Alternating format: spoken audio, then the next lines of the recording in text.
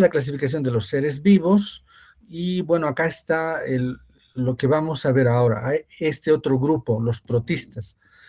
Y acá está dentro de los protistas los cuatro grupos. De acá lo que vamos a ver son las amebas. Entonces, acá hay dos reinos. De los dos reinos hemos estudiado ya el reino Animalia. Ustedes ya saben, ahí estaba el filio grande, que eran los platelmintos, con sus dos filos pequeños en los cuales nosotros hemos visto todo esto que tiene que ver con los gusanos grandes, ¿no? Es decir, tanto redondos como planos, ¿no? Que pertenecían al reino Animalia. Ahora, vamos a pasarnos a otro reino, y es este, el reino protista. Esta clasificación está en las hojas del doctor Martínez, en la primera parte. El reino protista, de pronto el reino, o también conocido como subreino protozoa, tiene 4 filos, y estos filos se llaman Sarcomastigospora, apicomplexa, Ciliopora y Microsporidia. De estos, prácticamente vamos a ver todos los parásitos que están involucrados con cada uno de estos filos, con cada una de estas familias. Por ejemplo, el Sarcomastigospora, que se divide en dos, Sarcodina y Mastigopora. Esos dos ya lo vamos a ver. Hoy día vamos a ver al grupo Sarcodina. Este grupo, de pronto, todos los que están dentro de este grupo Sarcodina tienen como algo común que los ha permitido agrupar la presencia de pseudópodos, ¿sí? Eso es lo que caracteriza a este grupo. En cambio, el otro grupo, Mastigopora, lo que le caracteriza para estar dentro de este grupo es la presencia de flagelos. Los apicomplexa no tienen ni pseudópodos ni flagelos, pero tienen otra característica, que son intracelulares y de pronto tienen multiplicación sexual y asexual. Los Ciliopora tienen otra característica, que es la presencia de cilios. Y los Microsporidia son protozoarios que de pronto son oportunistas, que solamente afectan a las personas que tienen un problema de inmunodepresión. Entonces, este primer grupo de los Sarcodina, todos los podemos agrupar como el grupo de los amebidios, ¿sí? Un rato, tengo aquí un...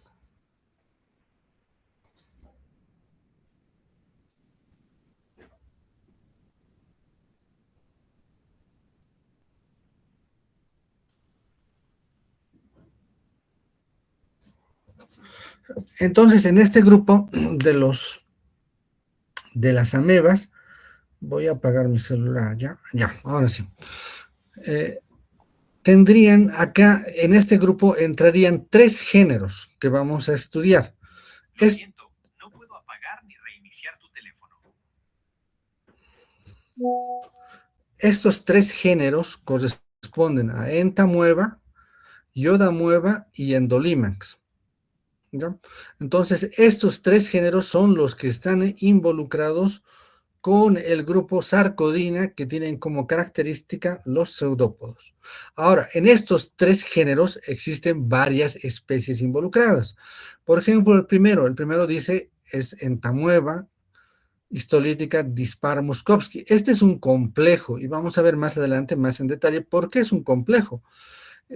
Están agrupadas dentro de este género Entamueva 3 especies que morfológicamente son similares, pero que en cuestión de patogenia y en cuestión de ADN son completamente diferentes. El otro género, bueno, es el mismo género, Entamueva, pero la especie es Harmani. El mismo género, pero la especie diferente, Coli, Entamueva polecki. De pronto están agrupados en esta primera fila 3 especies en un mismo género, y acá las especies separadas, Harmani, Coli y polecki.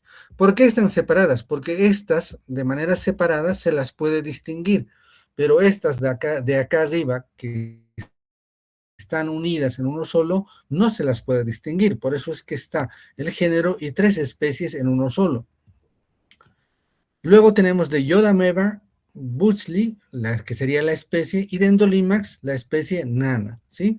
Entonces, 3 géneros y varias especies que conforman este grupo. El otro grupo que vamos a estudiar la siguiente semana corresponde a los flagelados.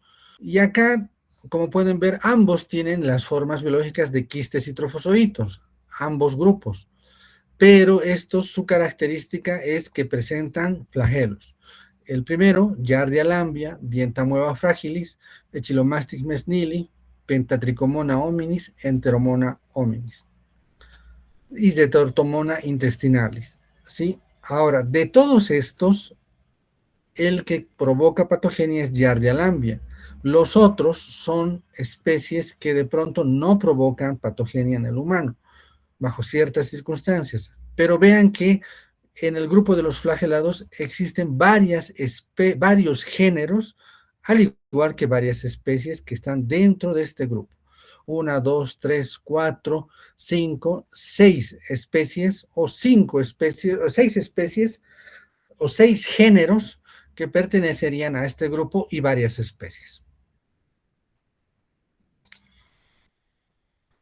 Los ciliados, la especie involucrada o el género es Balantidium coli, que ahora ha cambiado, se llama Balantidioides coli, y de los coccidios, que de pronto vamos a ver todos estos géneros, Cryptosporidium, Isospora belli, Ciclospora y Sarcocistis. Y acá hay 8 géneros más de los microsporidios, pero que no los vamos a estudiar. Este grupo es otro.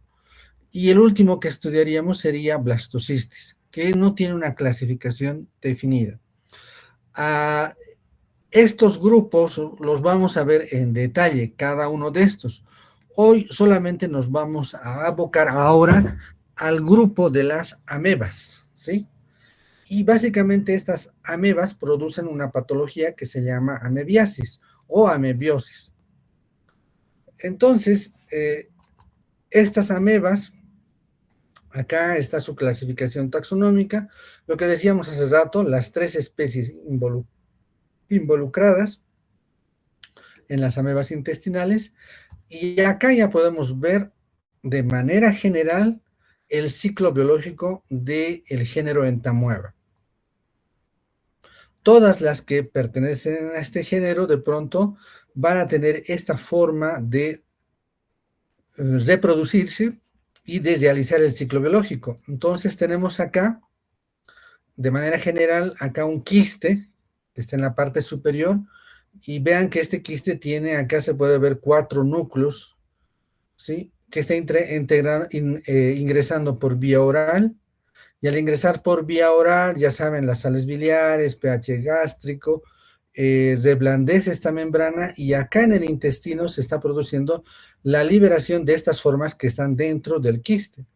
Y estas formas básicamente se llaman los trofozoitos. Y estos trofozoitos ya acá en el intestino grueso, que sería su hábitat, van a multiplicarse, van a dividirse.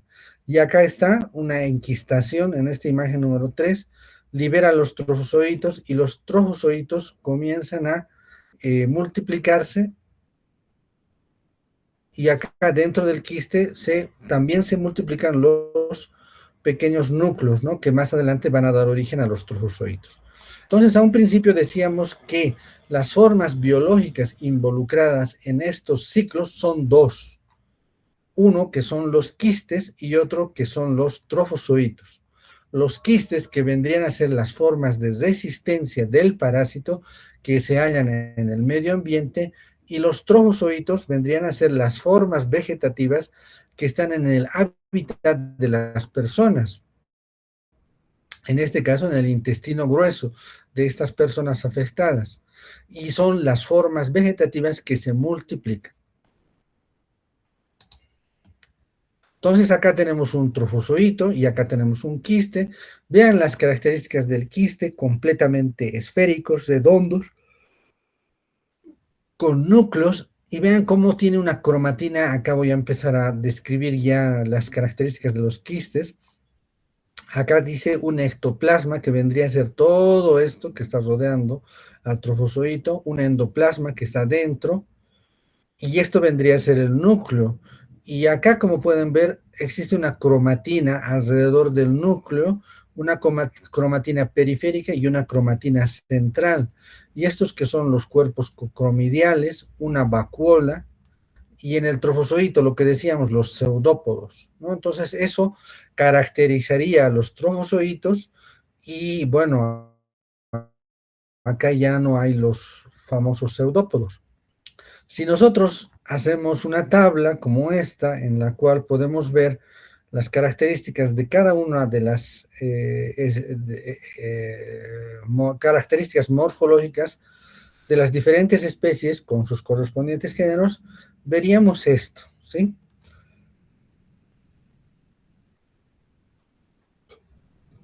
Todas tienen pseudópodo, todas tienen núcleos, pero la característica es que los núcleos no son similares y la disposición y tamaño de cada uno de estos no es similar. Los quistes en su mayoría son redondos, algunos son algo ovalados, estos son casi completamente ovalados, algunos tienen todo lo que hemos descrito, sus núcleos, sus cuerpos cromidiales, sus vacuolas, pero en algunos se notan más que en otros, ¿sí? Yodamueva, por ejemplo, tiene una vacuola de glucógeno mucho más grande, mucho más evidente que cualquiera de estos otros. Entonces vamos a ir viendo cada uno de estos. Y lo que les decía, estos núcleos, vean acá, aquí todos tienen núcleo, ya sea como trofozoitos o como quistes. Si vemos en detalle, las características son completamente diferentes. Estos cuerpos cromidiales, vean la parte central, acá en entamueva histolítica, bueno, en el complejo entamueva histolítica de Spar-Muskowski, se halla en la parte central. Tiene cuerpos cromidiales periféricos y centrales. Y vean que la disposición es bien uniforme. Y también en la parte central es casi central, es muy central, ¿sí? A diferencia de Entamueva coli, que la parte periférica de la cromatina está dispuesta de manera irregular y la parte central es excéntrica, es decir, está a un costado, no es como este otro en la parte central. Tanto el complejo, los quistes del complejo, los vamos a ver en microscopía, como también vamos a ver los quistes de Entamueva coli. Entamueva harmani es mucho más pequeño y no se los puede no se los puede ver, no se los ve frecuentemente. Otra de las cosas que vamos a ver es Endolimax nana y vean que su núcleo es completamente diferente a estos dos que acabamos de mencionar. A veces es central, a veces es excéntrico, pero la cromatina periférica no está distribuida tan distribuida como en estos otros dos, el A y el C. Pero cuando nosotros vemos el microscopio, sí se puede observar esta parte y se observa de manera refringente. Es como si se prendiera y se apagara una mancha negrita alrededor de un núcleo, ¿sí? Y yo da mueva Busli. Entonces, eso en cuanto a las características de los núcleos. Ahora, este otro esquema está mostrando las características de tamaño de los trofozoitos. Entonces, acá solamente estamos viendo de este grupo que nos interesa y vemos acá en Tamueva Polenki podemos apreciar el tamaño y ver ya las diferencias. A 50 micrómetros, de pronto el más grande, y este mide de 10 a 25.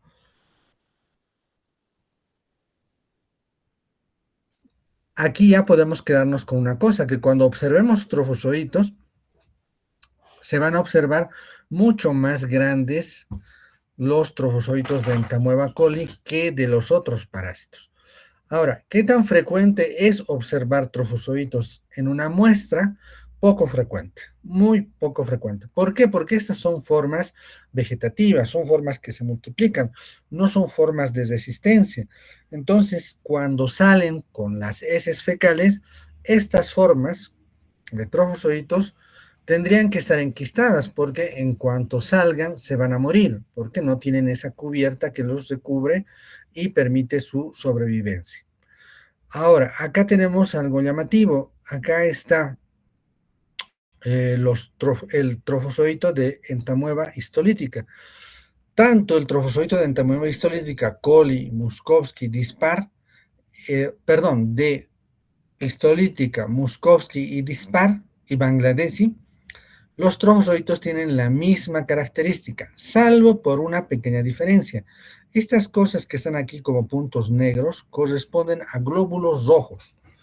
Entonces, solo en los trofozoitos de entamueva histolítica se observan glóbulos rojos dentro del trofozoito.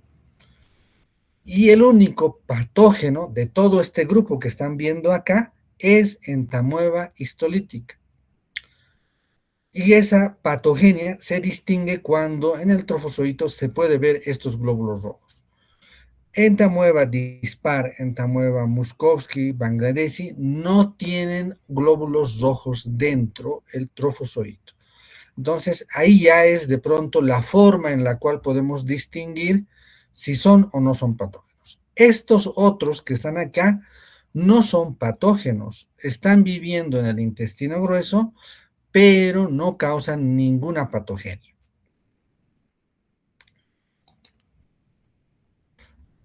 Acá están acá los quistes, ¿sí? Y acá ya pueden ir viendo, por ejemplo, acá en Tamueva coli, cómo se presenta. Puede haber este tipo de presentación. Y acá vamos a ir viendo algunas cosas que permiten su identificación. Primero, los quistes de Entamueva coli son mucho más grandes, son los quistes más grandes, ¿sí? que hay dentro de una muestra. Tienen estos núcleos y estos quistes de Entamueva coli pueden llegar a tener hasta 8 núcleos, como pueden ver acá, 8 núcleos, ¿sí? Pero a un principio tienen 2 núcleos, estos se van multiplicando hasta tener máximo 8 núcleos. Lo que no sucede con los quistes del complejo entamueva histolítica dispar Muskovsky. Todos llegan a tener solo 4 núcleos, ¿sí? Y son mucho más pequeños que estos. Ahora, los quistes de Endolimax nana, que está acá al principio, como pueden ver, son mucho más pequeños. Este es el más grande, este es el mediano, son los medianos, y este es el más pequeño, 5 a 10 micrómetros. En cambio, los de Yodamueva son un poquito más grandes, llegan a medir hasta 20 micrómetros, ¿sí? Y Entamueva Harmani, que aunque es muy parecido a estos de Entamueva histolítica, al complejo, son un poco más pequeños, ¿sí? Acá la misma tabla, pero ya haciendo una mezcla. Acá está el grupo de los flagelados, que tienen quistes, y acá está el grupo de las amebas, ¿sí? Entonces acá tenemos flagelados, las retortomonas, acá está nuestro Chilomastic, el quiste, vean que el quiste de Chilomastic tiene una forma de una pepa, aunque también hay algunos que son redondeados, pero vean su tamaño, ¿sí? Y acá está Giardia lambia, su quiste es completamente ovalado, acá también enteromonas ovalados, pero mucho más pequeños que Giardia. En cambio, este grupo, el que estamos viendo hoy día, Entamueva Endolimax nana, que es el más pequeño, Yodamueva busdi, más grande, Entamueva Harmani, pequeño, pero no tan pequeño como Endolimax nana, un poco menos que el complejo, y Entamueva coli, que es el más grande. Y acá están nuestros trofozoitos y nuestros quistes. Acá vemos los 4 núcleos, entonces este será un trofozoito de entamueva histolítica. Acá vemos estos puntos negros que vendrían a ser los glóbulos rojos y acá los 4 núcleos, y vean cómo está esquematizado acá la cromatina periférica y la cromatina central y los cuerpos cromidiales que tienen esta forma de habanos. Y acá está en la muestra. Todo esto van a observar en el laboratorio cuando retornemos, y va a ser parte del examen. Tienen que dar un buen examen este segundo rote, porque vean que esto ya es un poco más complejo para el examen del tercer rote. Acá pueden ver su núcleo. Acá está apareciendo un solo núcleo, pero vean la característica, la disposición de su cromatina, tanto central como periférica, muy uniforme, distribuido uniformemente. Y acá diríamos entonces que este trofozoito, en el cual no se puede ver los glóbulos rojos, vendría a ser... no, este es un quiste, perdón, no es un trofozoito. La forma redondeada, vean, hemos dicho, los trofozoitos tienen sus pseudópodos. Este de pronto podría ser, pero este es completamente redondo, redondo, redondo. Acá están quistes, estos otros quistes acá, vean, acá otros quistes, uno, dos, tres, este parece también otro núcleo, acá los cuerpos cromidiales, todo correspondería al complejo entamueba histolítica. Acá lo mismo, nuestros quistes, y vean que hay diferentes tinciones, pero lo que les decía, la cromatina central, la cromatina periférica, que te permiten hacer esta distinción de los quistes. Todos vendrían a ser quistes inmaduros, ¿sí? Este de pronto ya sería un trofozoito. Ahora, una aclaración. Este es un trofozoito, este es un trofozoito, este también es un trofozoito, este como que estaría como quiste o trofozoito, tal vez por este pseudópodo que aparece aquí a un costadito. Este sería patógeno, vean la cantidad de glóbulos rojos que tiene. Este no se distingue muy bien, pero este sería no patógeno, no patógeno. Acá tenemos un trofozoito que vendría a ser este, vean la forma y su glóbulo rojo, cómo se observa muy bien, su pseudópodo. Esta es una biopsia, eh, trofozoito en pulmón, ¿no? Entonces, este paciente tenía una amebiosis en pulmón.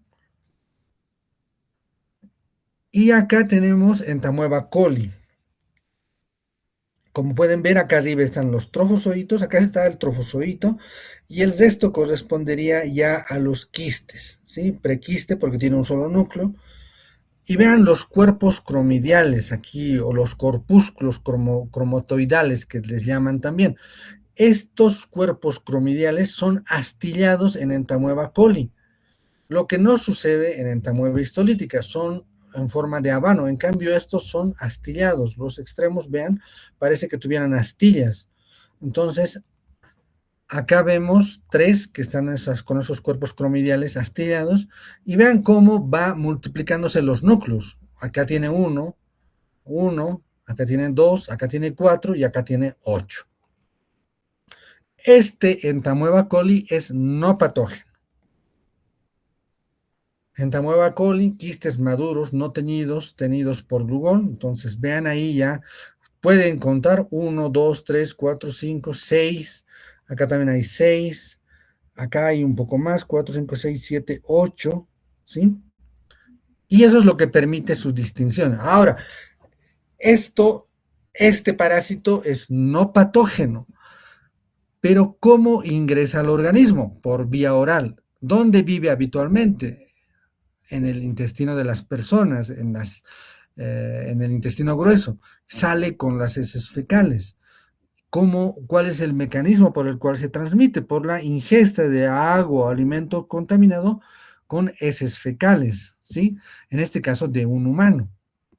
Entonces, no es que no tenga importancia el diagnosticar a este parásito no patógeno. Si nosotros en una persona encontramos la muestra con abundante cantidad o unos cuantos de estos quistes de entamueba coli que no son patógenos, pero están en las heces de una persona, nosotros podemos decir sí, clínicamente no tiene ninguna importancia. Pero desde el punto de vista epidemiológico nos está mostrando una cosa. Nos está mostrando que esa persona tiene malos hábitos higiénicos y que está consumiendo alimentos contaminados con heces fecales de humanos, ¿sí? Porque lo normal es que la persona no tenga ni siquiera esto en una muestra de heces fecales que se le tome. Entonces acá nuestros quistes, vean acá ya están excéntricos los núcleos, acá se ve la cromatina, vean acá un poco más abultada, aquí menos abultada, 2, 3, 4, ¿sí? Quistes. Lo mismo, los prequistes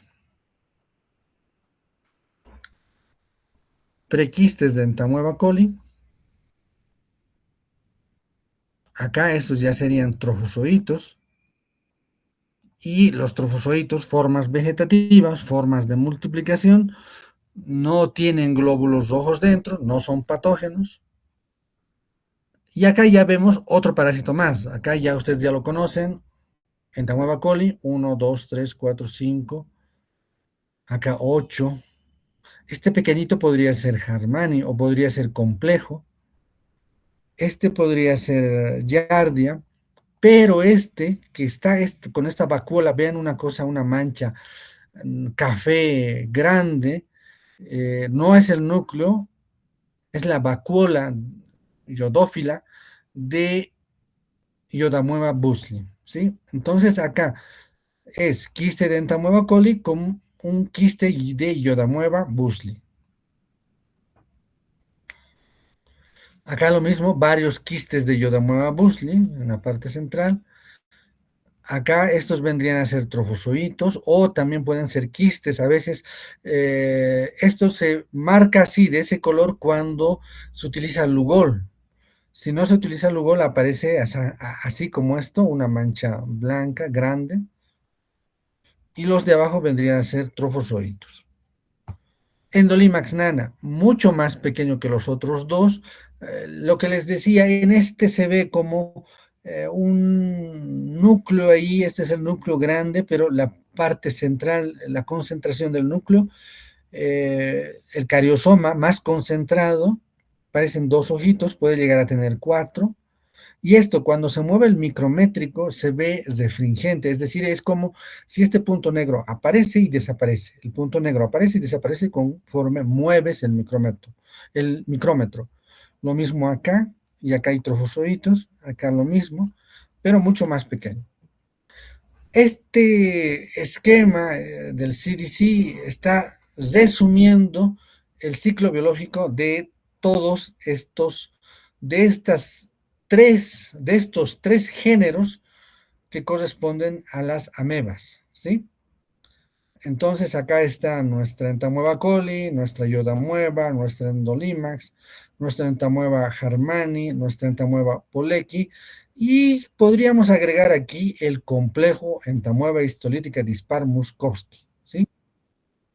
¿Por qué agregar acá? Porque es el mismo tipo de ciclo biológico que va a presentar con las mismas formas, trofozoitos, quistes, trofozoitos que van a multiplicarse acá en el intestino y que van a luego, a medida que vayan saliendo para salir con las heces fecales, van a enquistarse y luego finalmente salir como quistes en todos estos aspectos o en todas estas formas, ¿sí?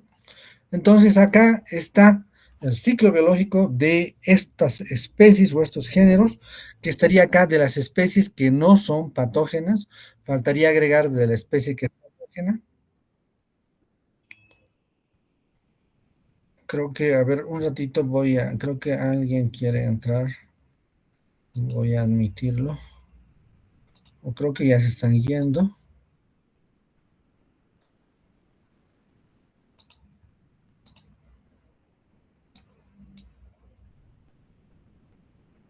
Después voy a llamar lista, ¿no? Porque esto ya es parte de las clases que tenemos que pasar.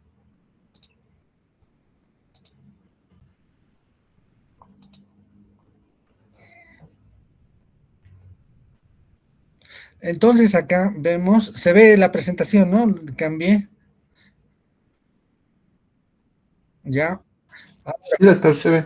Acá está de pronto ya el ciclo biológico solo de entamueva histolítica, ¿sí? Entonces, este otro correspondía a los no patógenos. Si, bueno, acá podríamos agregar entonces los no patógenos entamueva, dispar, Muskowski y Bangladeshi, ¿sí? Esos son los no patógenos que falta agregar aquí.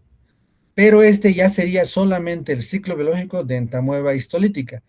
Y vean que a diferencia de este otro, donde el ciclo biológico todo ocurre acá y luego sale acá y continúa, En este otro ya pasa algo diferente. Y vamos a ver la patogenia. Entonces acá, vean, acá han entrado los quistes de entamueba histolítica, una forma madura con 4 núcleos. Acá con el pH se han desenquistado y estos trofozoitos han llegado acá hasta su hábitat, que es el colon ascendente, el ciego y el colon ascendente, y acá se comienzan a multiplicar. Me esperan un instante, mi gato me está molestando. Le voy a botar.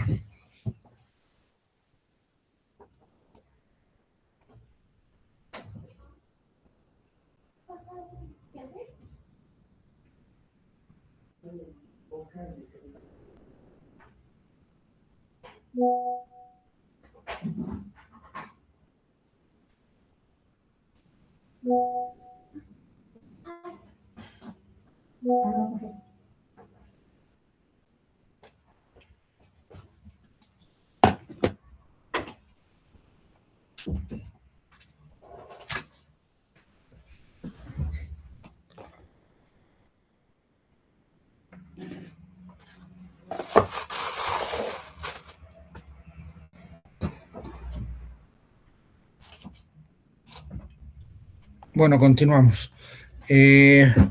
Entonces acá está el hábitat y acá vemos cómo lo que va a pasar es lo siguiente. Acá va a provocar manifestaciones clínicas dependiendo a si el parásito se queda de manera o se queda acá de manera intestinal en este hábitat o se vuelve extraintestinal.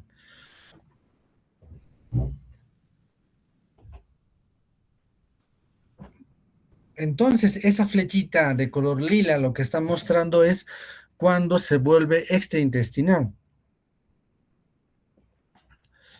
Estos trofozoitos que van a estar acá en esta porción pueden volverse extraintestinales. ¿Por qué? Porque van a invadir y van a provocar lesiones en el intestino para, por medio de la circulación, migrar.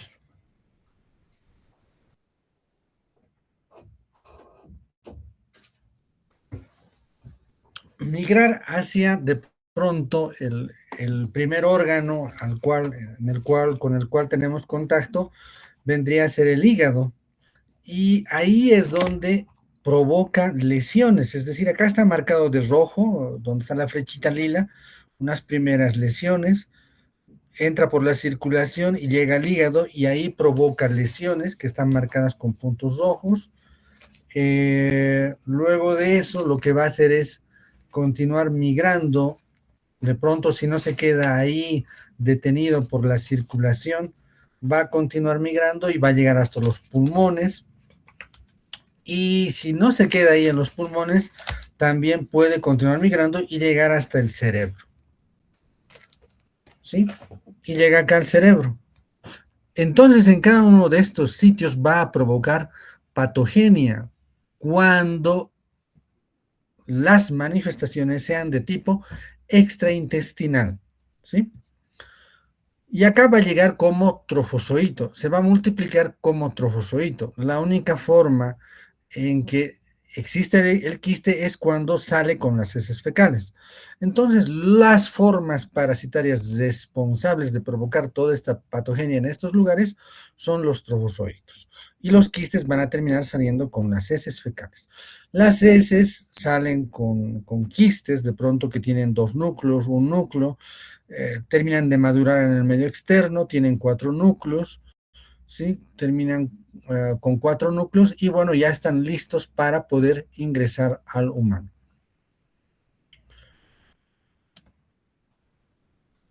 Acá esto, entamueba histolítica, como pueden ver, ahí está nuestro trofozoito, está acá nuestro trofozoito, nuestro quiste.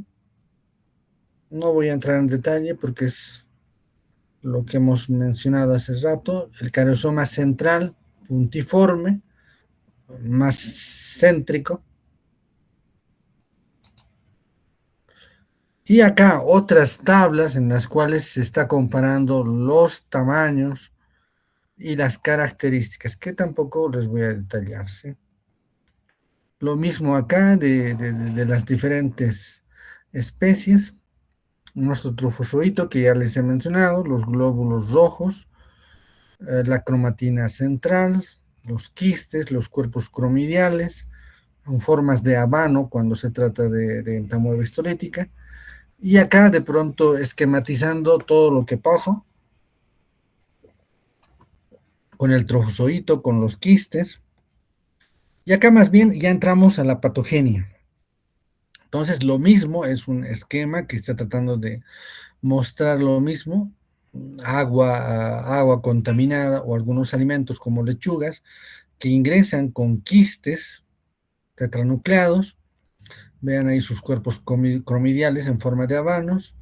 Lo que hemos dicho, el quiste maduro, se liberan los 4 trofozoitos, la desenquistación. Acá se liberan, los trocitos llegan acá, que es su hábitat, y acá están migrando, invadiendo. Creo que hay otro esquema más. Aquí está otro esquema, a ver. Entonces acá ya tenemos algunos datos. Lo mismo acá han entrado los quistes. Creo que yo tengo otro más bonito, a ver. ¿Qué está marcando esto? Ya. Entonces acá han entrado los quistes. Han seguido, vamos a seguir la flechita acá, los quistes, acá ya se han desenquistado, están los trofozoitos en el intestino delgado, intestino grueso, acá estarían ya en el colon, acá esta imagen está mostrando los trofozoitos sobre la capa de mucina. Estos trofozoitos son luminales, ¿sí? Ahora, aquí ya podemos mencionar algunas cosas. Cuando este trofozoito está en el lumen, no va a provocar nada, no va a provocar ninguna patogenia. Lo que tiene que hacer es pegarse en el moco, y acá y tiene que colonizar, multiplicación de trofocitos por fisión binaria, se enquistan. Hay algunos que pueden tomar esta vía. Es entamueba histolítica, y acá ya les adelanto una cosa. Lo que está haciendo esta imagen es mostrar una entamueba histolítica no patógena y una que sí es patógena. ¿Sí? Acá el lado izquierdo, yo estoy viendo la pantalla y sería el lado izquierdo, donde les voy a mostrar con el puntero. Esta parte, de pronto, una entamueba histolítica que ha ingresado tiene dos posibilidades de existencia. Uno es provocando daño y otra no provocando daño. Entonces, entamueba histolítica puede ser patógena y puede ser no patógena, pero es entamueba histolítica, es decir, nosotros hacemos, tomamos este quiste, lo aislamos, hacemos PCR y resulta ser que es entamueba histolítica, pero es una variedad no patógena. En cambio, si tomamos otra muestra y vemos también que es entamueba histolítica por ADN, pero vemos que sí es esta una variedad patógena. Entonces, ¿qué pasa con una no patógena? Está viviendo el trofozoito en el lumen intestinal, es arrastrado con las heces fecales, sale con las heces fecales, y en este trayecto que está haciendo por el colon, se enquista y sale.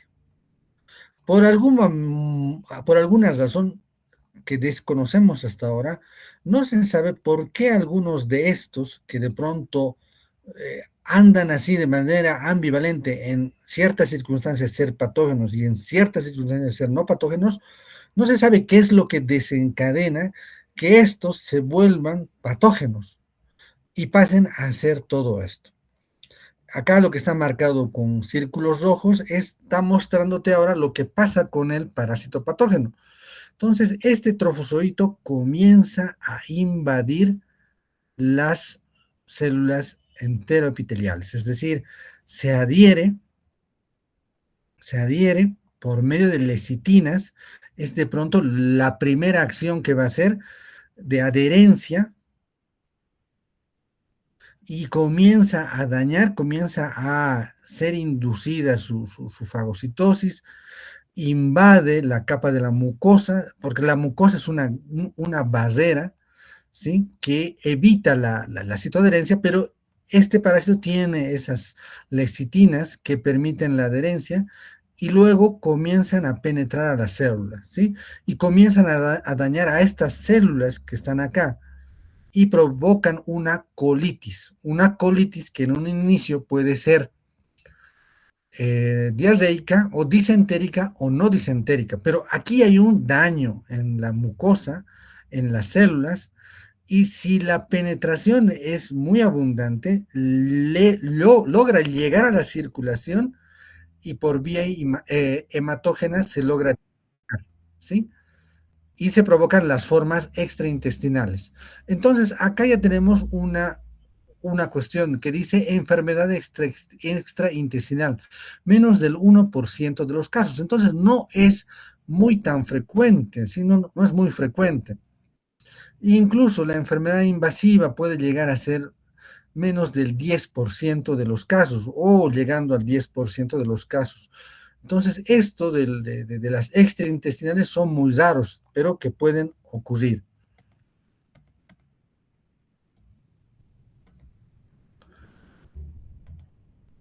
Y acá está nuestro ciclo biológico esquematizado de pronto para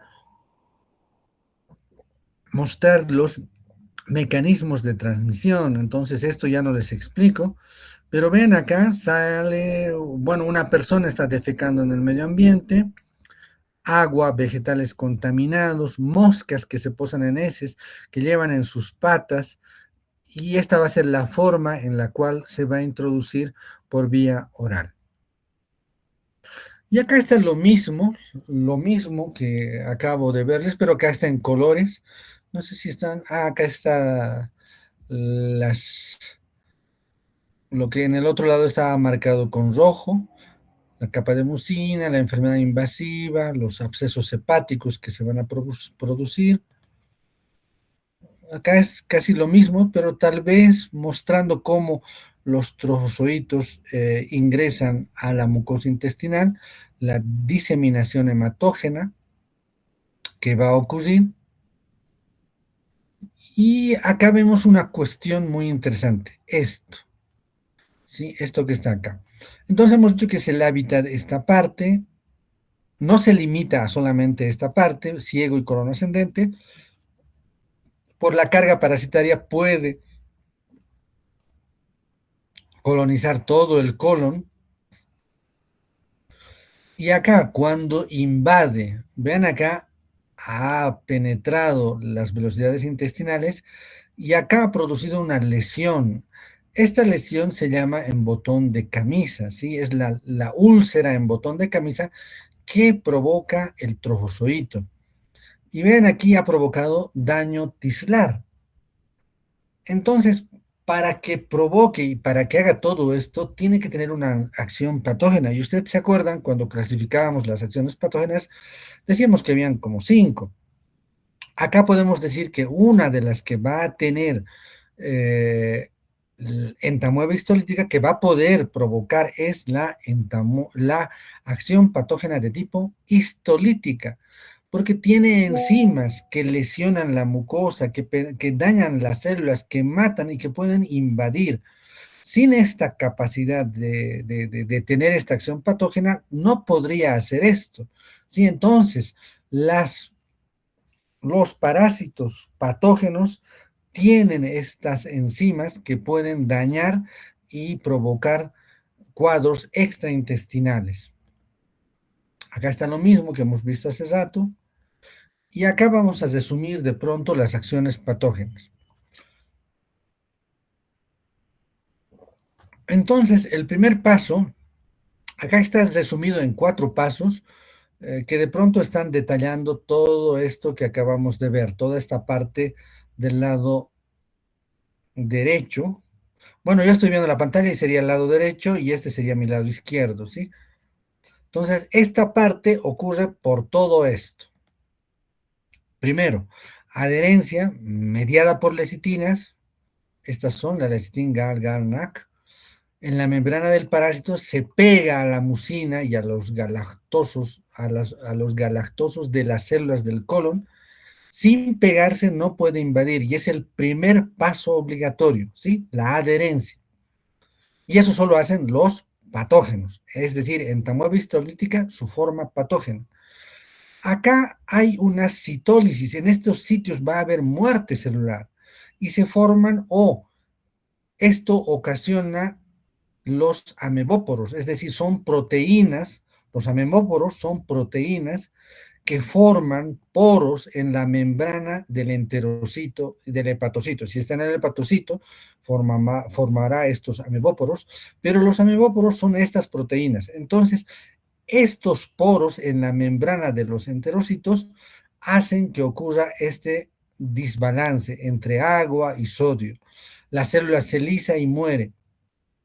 Y también hay las cisteín proteasas, enzimas que destruyen el colágeno, fibronectina, inmunoglobulina A secretora, complemento C3, es decir, todas estas enzimas activan la participación de la inmunoglobulina A y del complemento, pero todo esto provoca una destrucción de la matriz del tejido. Luego ocurre la fagocitosis de las células vivas. La ameba come enterocitos, leucocitos y hematíes vivos. Entonces, lo que habíamos dicho, ¿no? Se alimenta de glóbulos rojos.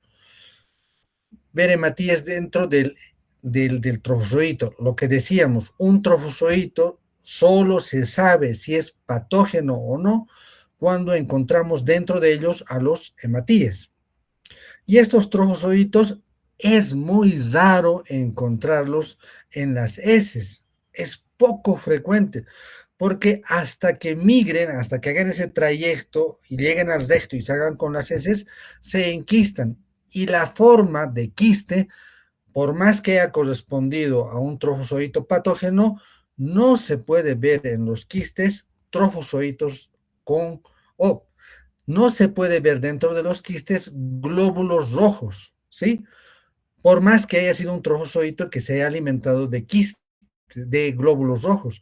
En el trayecto van digiriéndose y los quistes que salen indistintamente, que sea entamoeba histolítica, Muscovsky, ninguno va a tener dentro glóbulos rojos. ¿Sí? Eso es imposible de detectar cuando se observa quistes, pero sí se lo puede ver cuando se observan trofozoitos. Pero también hay esa dificultad de que los trofozoitos no salen frecuentemente con las heces fecales, se enquistan, pero bajo ciertas circunstancias que ahorita les voy a mostrar, sí se puede ver trofozoitos con glóbulos rojos en las heces fecales. Entamoeba histolítica patógena, entamoeba coli dispar, solo fagocitan bacterias y detritus. La invasión y necrosis tisular, después de adherirse, matar a la célula, la ameba invade, hemos dicho, tiene capas el intestino, pasa a la submucosa del colon, forma úlceras en botón de camisa. Estas úlceras se caracterizan ¿por qué? Porque su orificio de ingreso es estrecho y a eso le llaman cuello estrecho. Pero una vez que pasan ese cuello estrecho, la base es ancha y necrótica. Eso explica la diarrea con moco y sangre.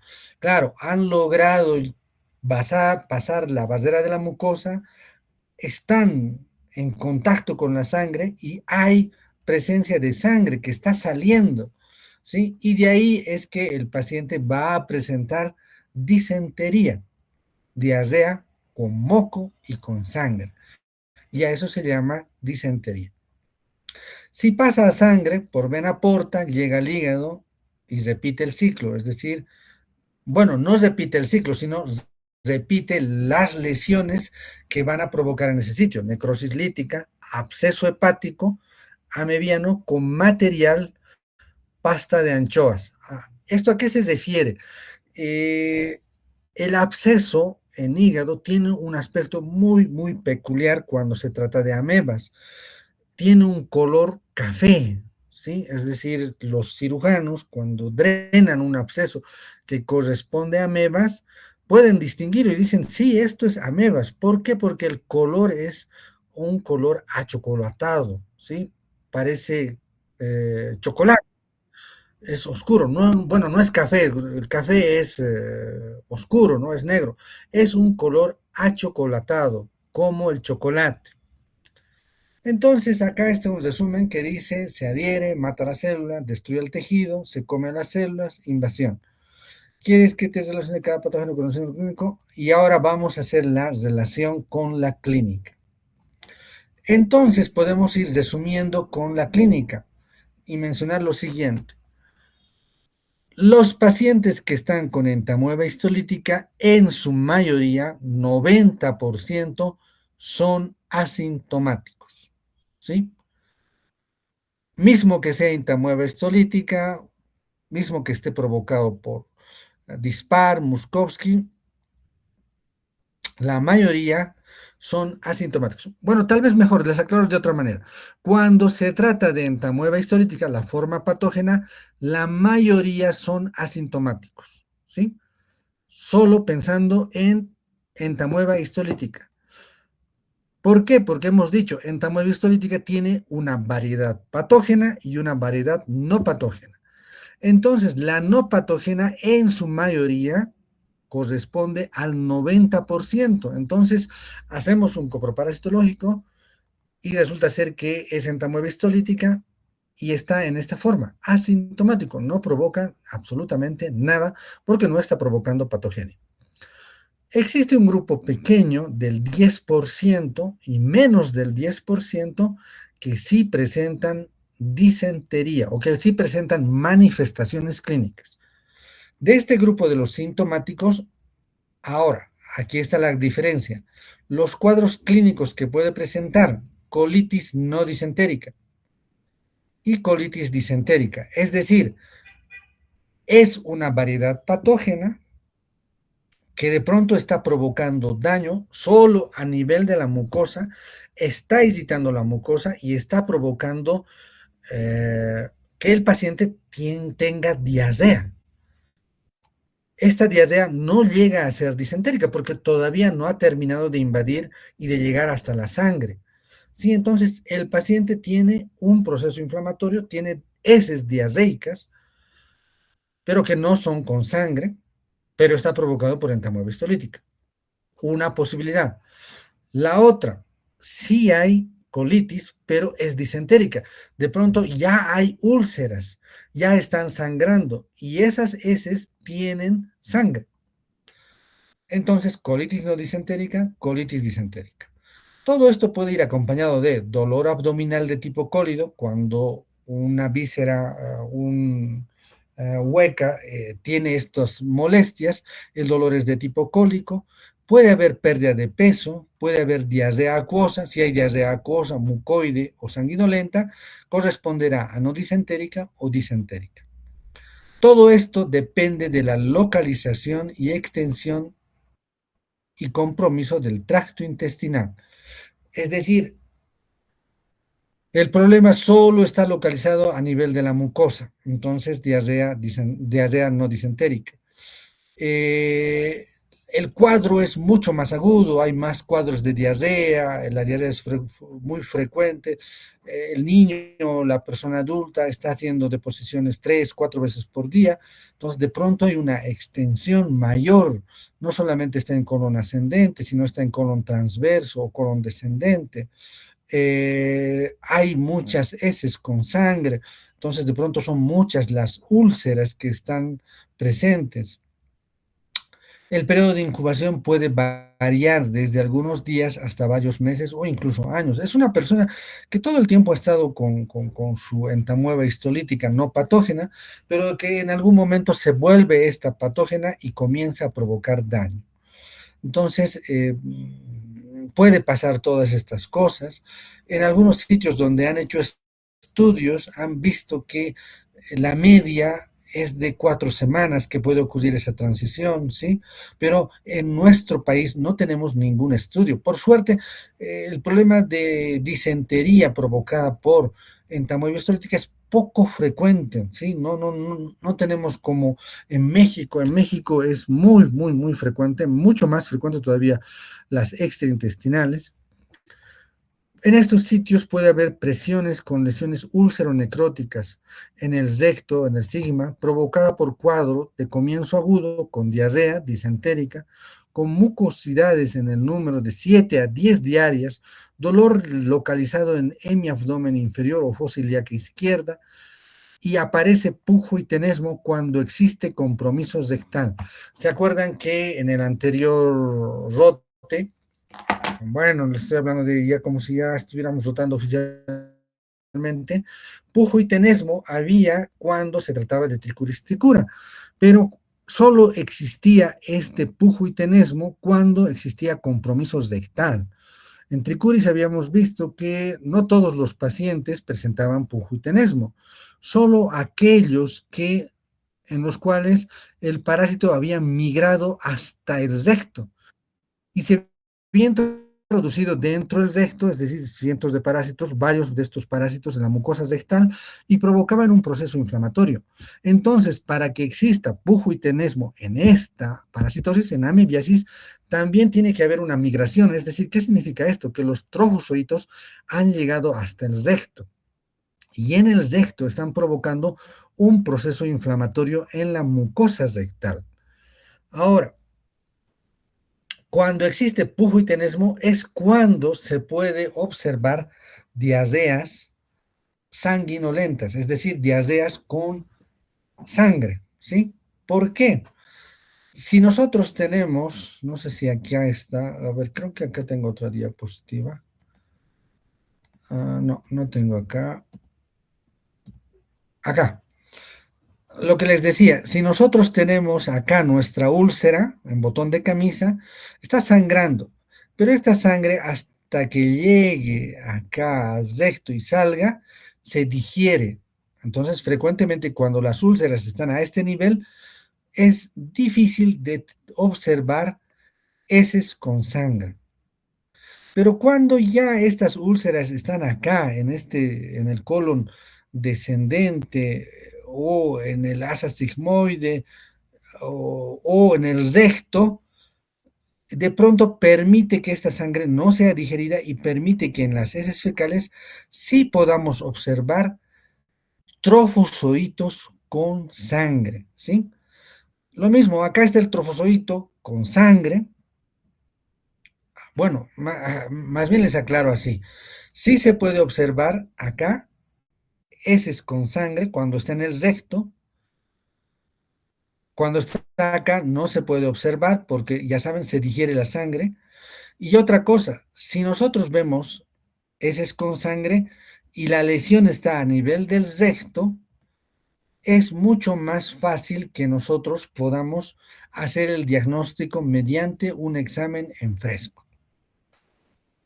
¿Por qué? Porque podemos ver en esas heces con sangre trofozoitos, porque mismo los trofozoitos que estaban con heces con sangre, trofozoitos con sangre, que estaban en el ciego y en el colon ascendente, hasta que lleguen al recto, han sido digeridos, se han enquistado los trofozoitos, no ha dado tiempo para que los trofozoitos sean observados en las heces fecales porque se enquistaron, pero de pronto no va a pasar eso si la lesión está a nivel del recto. No va a haber tiempo de que se enquiste el trofozoito, entonces va a haber posibilidades de diagnóstico. Acá vemos imágenes de una colonoscopía, acá vemos las lesiones ulcerosas, ¿sí? Acá múltiples lesiones ulcerosas, acá vemos su pequeño orificio, y acá en esta imagen C se puede observar lo que decíamos, la úlcera en botón de camisa, ¿sí? Acá está el ingreso que correspondería a esto, y vean cómo ingresa por aquí el parásito, el trofozoito, y por debajo empieza a comerse lo que está debajo, ¿sí? Se come lo que está debajo y se provoca esta úlcera en botón de camisa. Algo que no les he indicado es estas otras formas clínicas, me salté, y los amebomas, ¿sí? ¿Qué es un ameboma? Es una masa fibroinflamatoria que representa una infección crónica, típicamente en el ciego o el colon ascendente, que se palpa en la fosa ilíaca derecha y puede asemejarse a un flemón presente en la enfermedad de Crohn. En otras palabras, un ameboma es un absceso que se forma en la pared del intestino grueso, que no es lo mismo que un amebóparo. Lo que hemos dicho, era una proteína que permitía el ingreso o que permitía la salida de cloro y sodio y todo lo demás, pero era una proteína del parásito. Entonces, es muy diferente al amebóparo con el ameboma, ¿sí? Entonces, son abscesos que se forman dentro del intestino grueso. La progresión de la disentería a colitis necrosante o fulminante se produce en el 0.5%. Hay otro cuadro clínico que se llama colitis necrosante o fulminante, ¿sí? Pero esto es mucho más raro. Entonces, estos dos siguen siendo cuadros intestinales. De los pacientes con colitis amebiana fulminante desarrollan megacolon tóxico o perforación, ¿sí? Entonces puede complicarse. Imagínense estos sitios donde ha habido una lesión tan grande que produce la perforación del colon y tiene una tasa de mortalidad del 40%. Peor si los pacientes son inmunodeprimidos, alcohólicos, diabéticos o embarazadas. Hay otra presentación de colónicas atípicas, ¿sí? La colitis amebiana fulminante, que está en relación con este otro, con el megacolon tóxico por perforación, ¿sí? Y luego están los cuadros de apendicitis amebiana, ¿sí?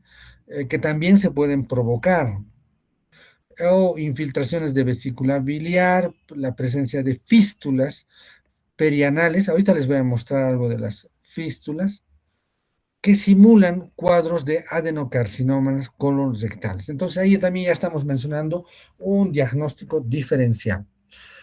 Entonces, las formas extraintestinales, cuando ha habido una úlcera a nivel del intestino grueso que ha logrado entrar en contacto con la circulación y por medio de la circulación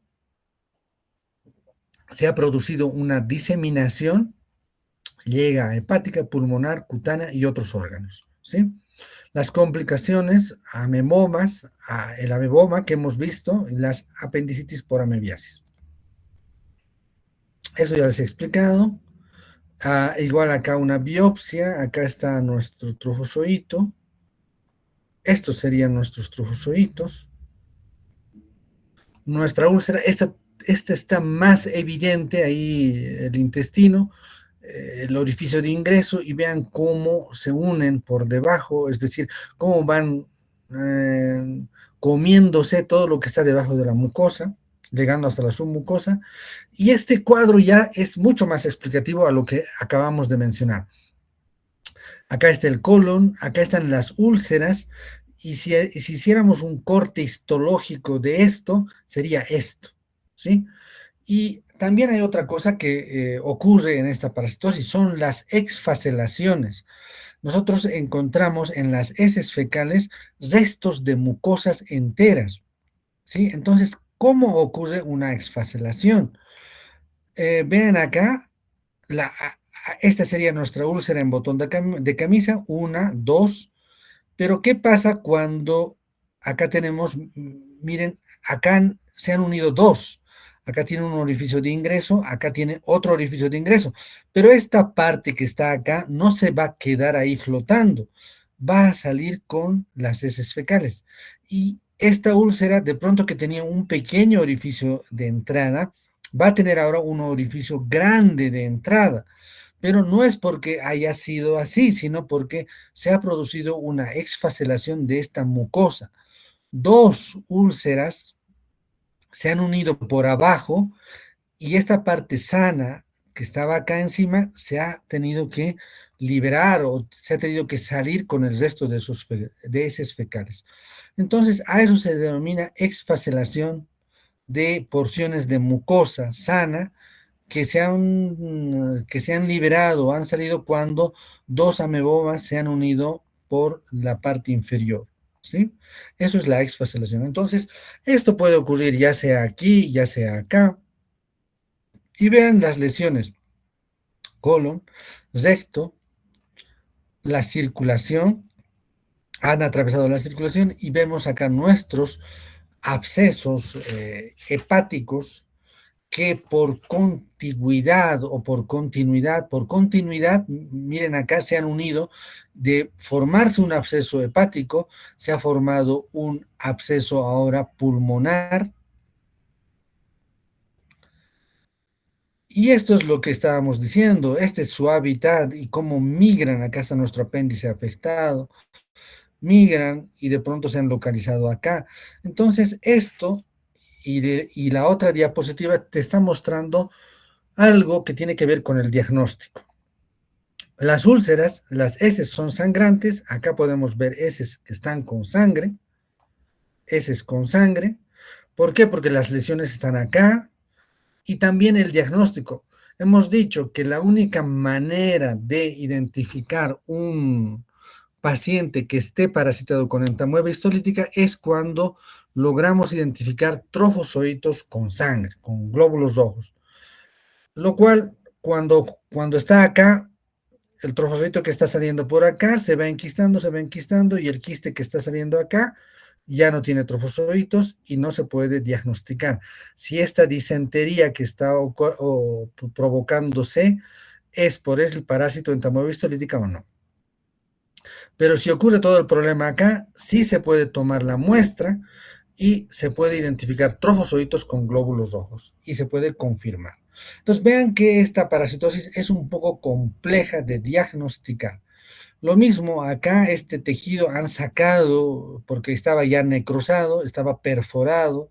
De pronto aquí ha sido una colitis fulminante que ha requerido extraer todo esto para hacer una limpieza de la cavidad, porque heces fecales han llegado ya hasta el abdomen. Acá múltiples úlceras y acá nuestra úlcera en botón de camisa. La amebiasis extraintestinal, absceso hepático, dolor, fiebre, esto de pronto corresponde a las manifestaciones clínicas que presenta una persona con un absceso hepático, ¿sí? Y esto es lo más llamativo, la fiebre, el dolor, pérdida de peso, y es un cuadro crónico muy difícil de diagnosticar. Acá tenemos nuestro hígado con nuestro absceso hepático que ha sido drenado. Acá el compromiso hepático y pulmonar. Acá las úlceras, ¿sí? Acá eritematosas, ulceraciones. Acá lo mismo, nuestras úlceras, ¿sí? Y acá las tomografías que muestran acá un gran absceso, acá lo mismo. Esta es transversa, esta es longitudinal, con una ecografía el absceso. Esto se puede confundir con un tumor, con un cáncer o con un quiste hidatídico, dependiendo. Y estas, las extraintestinales, y imagínense que la lesión acá, está el hígado, es superficial y esto está a la altura del hígado y estos parásitos, estos trofozoitos comienzan a seguir perforando, comiéndose todo lo que está al lado de las lesiones y termina provocando estas úlceras, ¿sí? Por contigüidad de pronto. Entonces, acá, ¿qué habría que hacer? Habría que buscar todo lo que está pegado al tejido y tratar de hacer una biopsia para poder encontrar trofozoitos. Lo mismo acá, es decir, cuando se encuentra, y acá está el tubo con el contenido absorbido, y vean, es el color, y lo que se hace es tratar de identificar al trofozoito. Entonces acá vemos ya la forma de hacer el diagnóstico y el diagnóstico lo realizamos por estos métodos de diagnóstico directos e indirectos. Directos, tendríamos que hacer un examen en fresco. ¿Sí? Un examen en fresco, ya saben, un examen en fresco, la característica es que ese examen en fresco lo tenemos que hacer en 30 minutos, es decir, el paciente ha traído las heces fecales y inmediatamente nosotros tenemos que observar al microscopio. ¿Para qué? para identificar trofozoitos que contengan glóbulos rojos. Entonces, acá este procedimiento parece muy sencillo, pero el gran problema es conseguir una muestra inmediata dentro de los 30 minutos. Entonces, nosotros tenemos un paciente que acude a la consulta y nos dice, doctor, doctora, mi caquita está con restos de sangre. Restos de sangre. Y ahí habrá que hacer un diagnóstico diferencial, ver si no hay de pronto hemorroides, por ejemplo, que es una causa de tener también heces fecales con sangre, pero también ahí se hace un diagnóstico, a eso se llama hematoquesia, cuando las heces tienen sangre viva, viva, ¿sí? Es decir, como chorros, gotitas de sangre que son visibles, entonces se hace el diagnóstico diferencial, que es muy diferente a una disentería. Una disentería es es heces diarreicas, es decir, o semipastosas, que tienen moco y además tienen sangre, ¿no? Entonces nosotros acá, ante esa presentación del paciente que nos dice que tiene restos de sangre, tenemos que decirle al paciente que necesitamos hacerle un examen en fresco y decirle, vaya al baño, en este instante haga sus deposiciones y esas deposiciones inmediatamente llevarlas o mandarlas al laboratorio. Y en la orden tendrá que decir muestra para examen en fresco, favor realizar inmediatamente, ¿sí? No, que no pase más de 30 minutos, porque si pasa más de 30 minutos los trofozoitos se habrán muerto y nosotros tendremos un reporte correspondiente a un falso negativo. Este examen en fresco lo podemos hacer seriado, ¿sí? Es decir, decirle que sea repetido varias veces, pero cada 30 minutos. Los coproparasitológicos, de pronto no nos van a servir. Hacemos un Zichi o formol gasolina, y por más que esté seriado. ¿Por qué? Porque en estos coproparasitológicos vamos a hacer, y lo que vamos a encontrar son quistes del complejo entamueva histolítica Muskovsky dispar Bangladesh, ¿sí? Y si nosotros tenemos el reporte nos estará diciendo que en la muestra hay quistes posiblemente de las 4 especies y no se puede diagnosticar, no se puede diferenciar. Entonces, a pesar de que el paciente tiene disentería, no podemos precisar y decir, es por entamueba histolítica. Porque en el quiste nosotros tenemos citadas a las 4 especies. Ahora, causas de disentería. En nuestro medio, ya les decía hace rato, la principal causa de disentería no es amebas, no es entamueba histolítica. La principal causa son bacterias. Entonces nosotros tenemos que llegar a precisar quién es el responsable de esa disentería. Y si queremos hacerlo, tendremos que pedir el examen en fresco. El coproparasitológico no nos sirve para diagnosticar esta parasitosis porque lo único que vamos a ver en un coproparasitológico son quistes, pero no de entamueba histolítica, sino del complejo. Les estoy volviendo a repetir y espero que tomen bien en cuenta esto, porque vamos a ver en el reporte quistes del complejo entamueba histolítica dispar Muskovsky Bangladesh.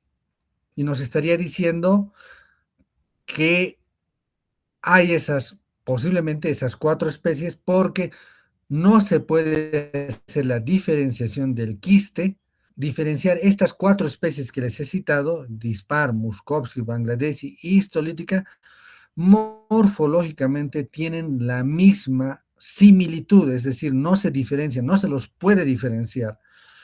En la única forma que se hace la diferenciación es cuando se identifica el trofozoito. y el trofozoito solo es posible de ver cuando es un examen de fresco. Y en el trofozoito solo se observa, para diferenciar de las otras especies, trofozoitos que contengan glóbulos rojos. Tinción hematoxilina férica o tricómica te sirve para hacer todo esto. Biopsia o aspirado de lesiones por rectosigmoidoscopía sí te puede permitir hacer el diagnóstico, es decir, tienes un paciente que está con disentería, metes el colonoscopio, identificas la lesión, y haces el aspirado, haces la muestra de la biopsia del borde de la lesión, es decir, no de la parte central, porque de pronto puede haber contenido, pero sacas una porción y encuentras trofozoitos con glóbulos rojos, confirmado, es entamoeba histolítica.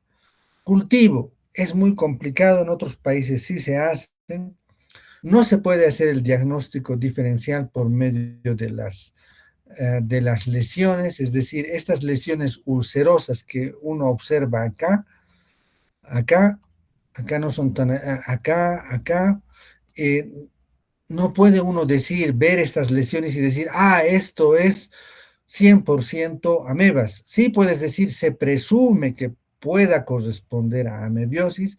Habrá que tomar una muestra con una biopsia y encontrar los trofozoitos y recién uno puede decir, esta lesión sí corresponde a amebas. Mientras tanto, se presume.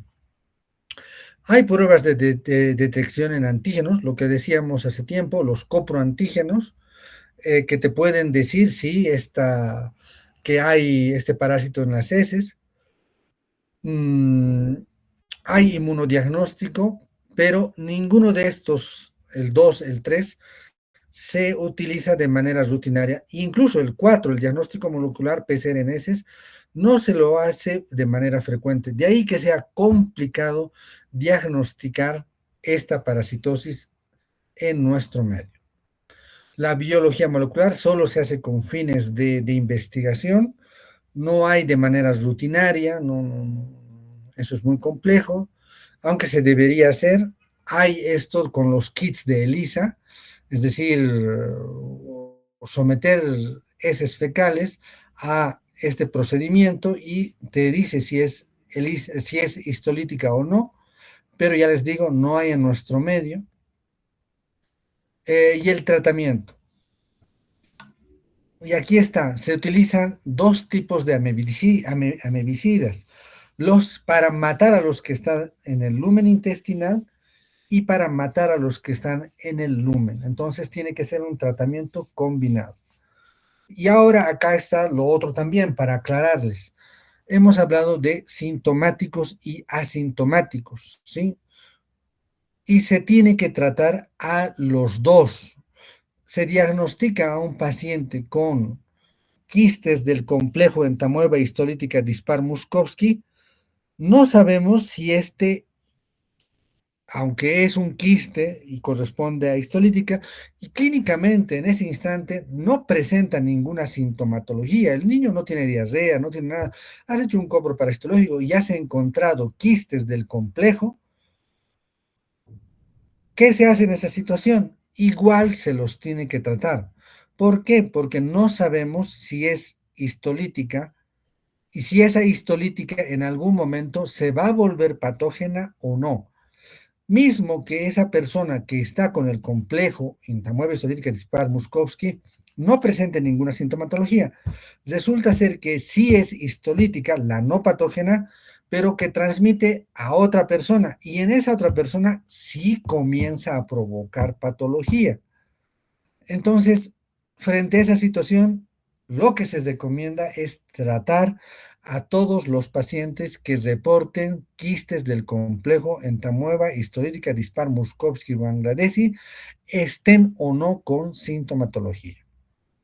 Peor todavía si tienen sintomatología que corresponde a disentería. Pero también ahí hay una salvedad. Si el paciente en 3 días no recupera, hay que cambiar de medicamento y continúa presentando heces disentéricas, es posible que su cuadro se deba a una infección de tipo bacteriana. Reservorios, los humanos, Aunque acá está perros, gatos y cerdos, no tienen una importancia epidemiológica. Nosotros hemos tomado alrededor de 400 muestras de perros y no hemos encontrado ni una sola muestra que tenga quistes del complejo entamoeba histolítica dispar Muscovy Bangladesh. Entonces el humano es el único reservorio. Las fuentes de información o las fuentes de infección, enfermos con cuadros crónicos. De pronto, estas personas que están en condición de asintomáticos, sintomáticos o asintomáticos, que ya les dije, hay que tratarlos de igual modo porque son fuentes de infección.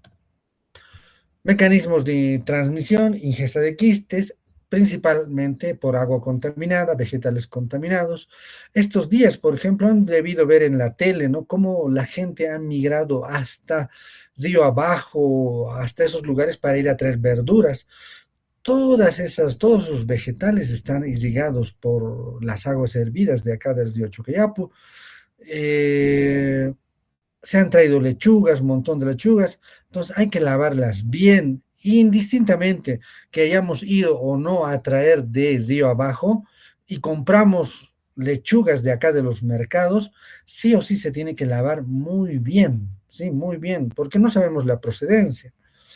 Manipuladores de alimentos, a los manipuladores de alimentos se les debería de hacer los exámenes coproparasitológicos para saber si estos tienen o no el complejo entamoeba-histolítica dispar Muscovy o si no tienen algunas otras amebas no patógenas, ¿sí? Vectores mecánicos, ya saben, hay que eliminar a las moscas. En cuanto uno ve una mosca, hay que pensar que esa mosca posiblemente ha estado posándose en esos fecales. Uso de excretas como fertilizantes, lo que les acabo de decir. Relaciones sexuales anilingües, ¿sí? Esta es otra forma de transmisión. Prácticas sexuales donde la persona lame la región perianal y ahí puede ocasionarse la transmisión de esta parasitosis. Y esto entre prácticas no convencionales puede ser frecuente. ¿Qué tan frecuentes? No sabemos. Control, medidas de control. Acá, educación a la población, en particular a los niños, ya saben, de lavar los alimentos, lavarse las manos después de defecar. No podemos dotar de alcantarillado, entonces hay que dotar de letrinas. Esto es lo ideal, la eliminación de heces por alcantarillado, tener agua por tubería, evitar basurales para disminuir la proliferación de moscas, ¿no? Y ahora en estas circunstancias en las que estamos, los carros basureros no están pudiendo recoger las bolsas de desperdicios, la gente está poniendo al lado de estos contenedores, vienen los perros rompen las bolsas, eh, todo está disperso en el medio ambiente y bueno, todo se está agudizando ahora al menos por estos bloqueos que están ahí presentes de manera injustificada. Profilaxis, lavarse las manos después de defecar, antes de comer o preparar cualquier alimento, consumir agua hervida, inclusive si esta es potable, no consumir alimentos crudos expuestos a la contaminación fecal. Esa de pronto es una regla de 3 gotas de yodo por litro de agua, sumergir por 15 minutos. No consumir alimentos en vías públicas, más si se trata de alimentos que no han sido cocidos, ¿sí? Cubrir alimentos expuestos, relaciones sexuales con uso de preservativos. Ah,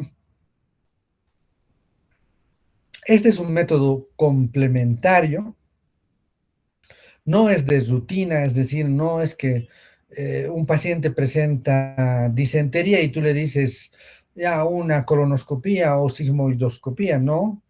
Generalmente se hace este procedimiento cuando se sospecha de hemorroides o se sospecha de cáncer de recto, cáncer de sigmoide, y ahí es donde de manera circunstancial se encuentra estas úlceras que corresponden a entamueba histolítica. Esto de acá está mal, no. Esquistosoma manzoni, nada que ver esto. O bueno, sí se puede observar cuando se trata de esquistosomiasis, ¿no? En las biopsias. Ah, acá hay algunos datos de epidemiología. En el altiplano de 0,5 a 7,9, en los valles es un poco mayor, en el trópico es mucho más frecuente todavía, pero no es una de las patologías que se halla frecuentemente en nuestro medio. No sé si tienen alguna duda. Esto es de Molinero y Prieto, que hay algunos datos que reportan algunos casos, pero que esto no es muy fidedigno, por eso no les estoy pasando. Amebas patógenas de vida libre. Sí, eso también les mencionaré porque esto va a entrar al examen. De pronto hay esta que es Naegleria, que son amebas que hemos dicho que tienen sus quistes, sus trofozoitos, que provocan meningoencefalitis amebiana. Otra de las amebas se llama acantamueva. Estas dos, Naegleria y acantomueva, acá está su ciclo biológico de Naegleria y creo que tengo de acantamueva también, a ver. Entonces, estas generalmente se hallan en los ríos, ¿sí? Entonces, son estas amebas que frecuentemente se hallan en las aguas, en los ríos. Entonces, uno contrae esta enfermedad cuando va a nadar en estos ríos y entran por vía nasal, por vía ocular, y ahí van a provocar estos problemas de queratitis. Ambas pueden provocar meningoencefalitis, ¿sí? Tanto la naegleria como la mueva. Pero la condición es que tú hayas entrado o hayas tenido contacto con estos tipos, con aguas, o hayas ido a nadar o hayas estado ahí metido con la cabeza en algunos riachuelos. Por suerte, en nuestro medio no es muy frecuente estos problemas. Ahora, también puede ser porque no se haya investigado. Puede ser que algún cuadro de meningoencefalitis eh, el paciente ha llegado a un hospital, tiene sintomatología meningia y se va haciendo una y otra prueba, pero no se logra identificar al agente causal. Y muchas veces pasa esto. Ustedes van a ver en la práctica ya cuando estén en el hospital, pacientes con meningitis, todos piensan que es bacteriana, ¿sí? Pero hacen una y otra prueba y al final no encuentran nada de bacterias. De pronto ha sido alguno de estos cuadros y que ha provocado meningitis y ha provocado la muerte del paciente. Y como no se hace necropsias, no se hacen más estudios, nunca se sabe quién era el causante. ¿Qué tan frecuente es esta parasitosis en nuestro medio? Ah, se sabe que no es muy frecuente, pero de pronto también no se puede estar 100% seguro de qué tan frecuente sea, porque ya les digo, no se hace la investigación correspondiente. En otros países se logra precisar y se logra decir, sí, ha sido una infección provocada por Naegleria o por acantamueva, porque han hecho todos los estudios, tienen los recursos, hay PCR, tú pides una batería de posibilidades y te lo hacen, y acá no hay los reactivos, no hay los laboratorios que hagan esto y de ahí que sea difícil de diagnosticar. Pero nos quedamos con que existen estas dos otras amebas que van a provocar este problema.